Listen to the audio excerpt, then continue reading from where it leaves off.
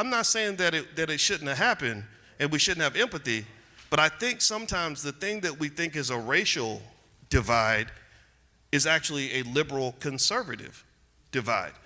What I have seen, because half my family's conservative, half my family's liberal, is that a guy like a Trump and the MAGA types, they will embrace a black conservative faster than they will embrace a white liberal.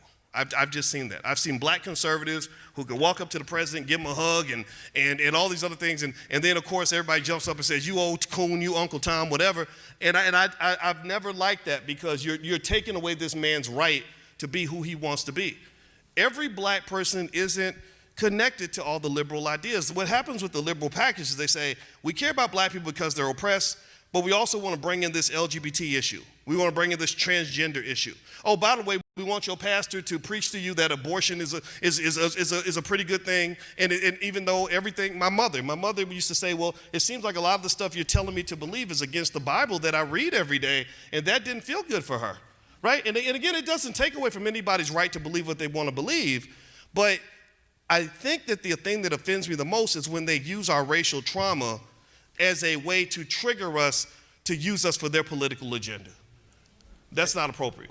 Well, real quick, got to respond real quick. So take the Republican Democrat part out of it for a second.